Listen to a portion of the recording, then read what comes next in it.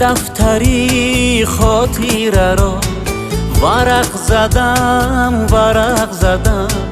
دریافتم ترانه صد قصه و افسانه ترانه بحری تو بود افسانه بحری تو بود ترانه بحری تو بود افسانه بحری تو بود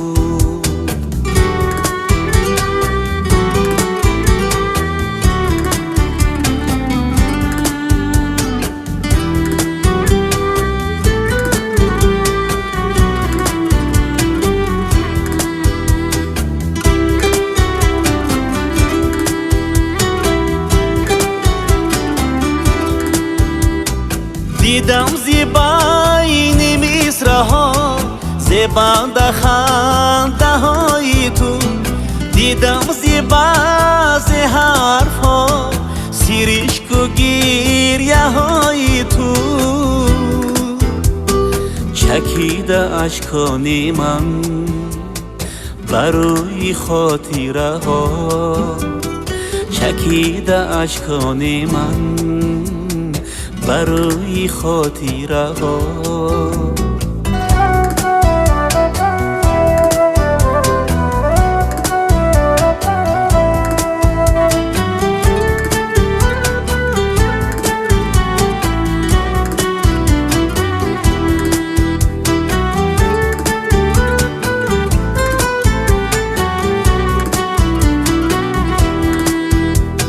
یادت بخیر ای عشقی اولین من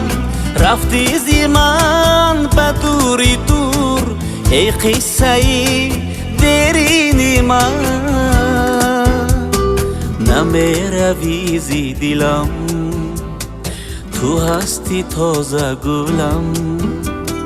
نمیروی زی دلم تو هستی تازه گلم این دفتری خاطره را ورق زدم دریافتم ترانه صد قصه و افسانه ترانه بحری تو بود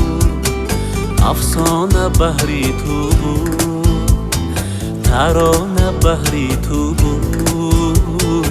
افسانه بحری تو بود